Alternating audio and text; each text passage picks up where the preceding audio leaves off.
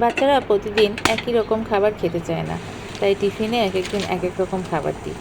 আজকে দিচ্ছি noodles, Maggi noodles. পানিটা ফুটিয়ে নিলাম, ফুটিয়ে নুডলসটা সিদ্ধ করে নিচ্ছি, সিদ্ধ করে ধুয়ে নিচ্ছি। এরপর দিয়ে দিলাম চুলায় ফ্রাই প্যানের মধ্যে তেল দিয়ে এর মধ্যে দিয়ে দিব পেঁয়াজ কুচি আর কাঁচামরিচ কুচি। এটা একটু নেড়ে চেড়ে ভেজে এর মধ্যে দিয়ে দিব একটু লবণ আর একটু নাড়াচাড়া ভাজা ভাজা হলে এর মধ্যে দিয়ে দিব একটা ডিমটা দিয়ে আর একটু নেড়ে চেড়ে ডিমটা যখন ভাজা ভাজা হবে দিয়ে দিব ধুয়ে রাখা নুডলসটা দিয়ে আর একটু ভাজা ভাজা করে নিব। একটু ভাজা ভাজা হলে এর মধ্যে দিয়ে দিব গোলমরিচের গুঁড়া। গোলমরিচটা কিন্তু খাওয়া স্বাস্থ্যের জন্য ভালো, আর গোলমরিচটা দিলে নুডলসটা খেতেও সুস্বাদু হয়। আর নুডলসের মশলাটা দিব না, কারণ ওটা নিয়ে অনেক কন্ট্রোভার্সি আছে, তাই আমি নুডলসের মশলাটা ইউজ করি না। এখন দিয়ে দিচ্ছি একটু ধনেপাতা কুচি। এটার ঘ্রাণটা আমার মেয়ে পছন্দ করে তাই দিলাম।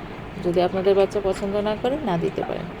এরপর নুডলসটা আমি ওর বক্সে ঢেলে উপর দিয়ে একটু সস দিয়ে দিই।